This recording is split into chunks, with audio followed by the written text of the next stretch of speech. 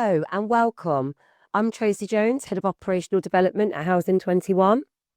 And I'm Antony Walker, Head of Retirement Living in the Southwest. Today we're talking with two of our residents, Tom and Ian, about communal energy costs, the Section 20 process, and why Housing 21 is applying for something called dispensation. Hi, I'm Tom Long, and thank you very much for inviting me along today. And it's good to see residents involved right at the beginning of any process. Hi, I'm Ian, and it's a real pleasure to be here talking to you all and hopefully learning something new and useful. So, Tracy, the first thing that residents want to know is, why all this now? Why is Housing 21 writing to us about energy yet again? It's a really good question, Tom. So our current communal gas and electric contracts are due to end soon. And because energy prices change so quickly, sometimes even hourly, we need to act fast to secure the best possible long-term deal for residents. Yes, so longer-term contracts, usually 2 to 4 years, tend to offer a lot better value and protect residents from sudden spikes in prices. So how do you normally buy energy? Is it like us deciding if we want to switch providers, or do you have to do something else because of it being sort of Housing 21? No, it's very similar. So historically, we've used 1-year fixed deals or we use variable rates. It depends on the expert advice we get from our consultants.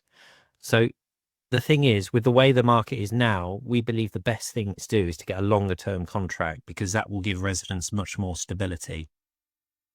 I think the challenge is that it's agreeing that long-term contract, and that requires formal process called Section 20, which can take quite a long time.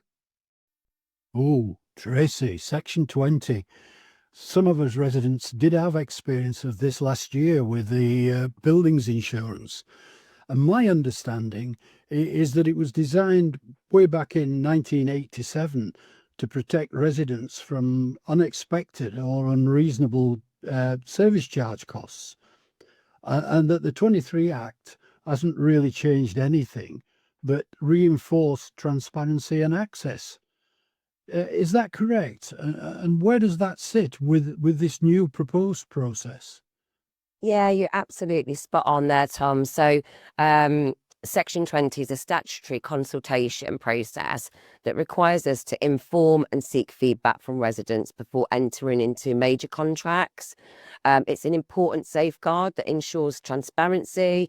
It gives residents meaningful influence, although the process itself can be really lengthy. Yeah, and unfortunately, it just doesn't work very well with fast-moving markets.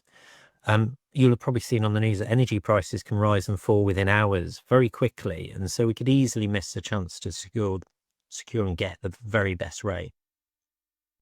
So exactly what is a dispensation and what does it mean for residents? I mean, how are we going to know and how is it going to affect us? So dispensation is when we ask the first tier tribunal for permission to use an alternative, quicker consultation process. And I think just to be really clear on that, dispensation does not allow us to skip consulting with residents altogether. The tribunal needs to be satisfied that our alternative approach has been reasonable and really thorough. This isn't an unusual process to follow. A lot of housing providers use dispensation for energy contracts precisely because those prices move so rapidly. It's often the best thing to do. Some residents, I know, in this situation where there's change, may worry that the tribunal may set the service charges. That surely can't be right, can it? No, not at all. So the tribunal will not decide how much your service charges should be, whether the contract price is reasonable, or whether we can recharge the costs. Their only decision is whether we can follow a different consultation process because of the fast-changing energy market. So the question everyone's going to ask is, will this affect our service charges? And how? So we honestly can't say yet. Energy prices around the world are changing a lot. What we can say is that we're working really hard to secure the best long-term deal to help keep service charges as stable and as affordable as possible.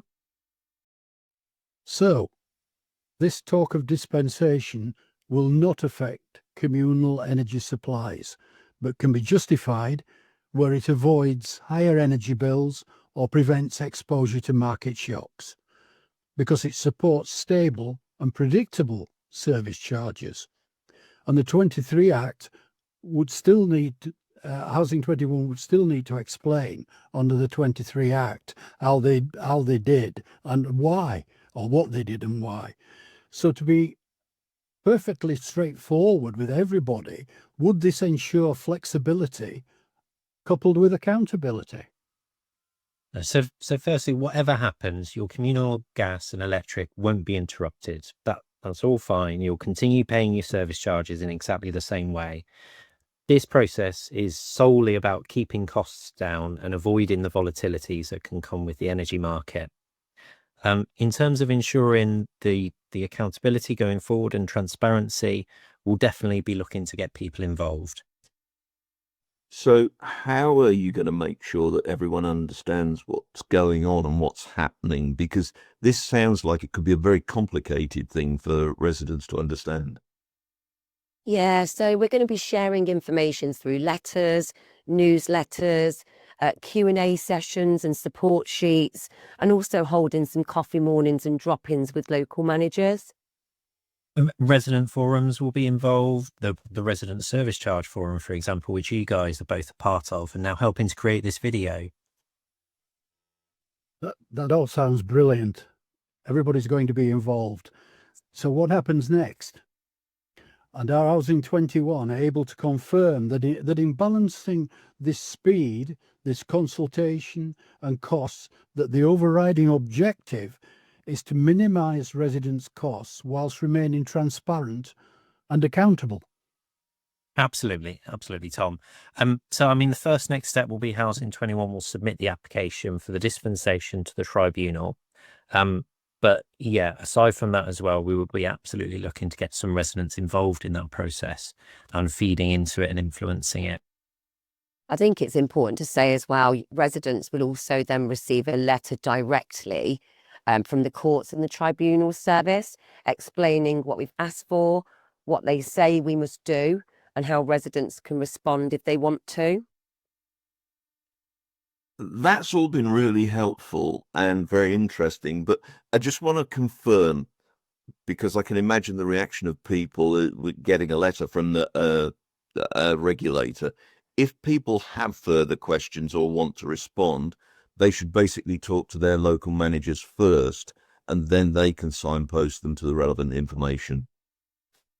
Absolutely. Yeah. So contact your manager. Your manager's always that first port of call, or contact us using any details that we send out as well in the letters. So that's perfectly straightforward. We know what's going to happen, and there's a route. If you don't know what's going to happen, there's a route to ask the questions. Lovely. Take care and thanks for watching. Thank you very much for the above. Bye-bye. Thank you. Bye-bye. Bye.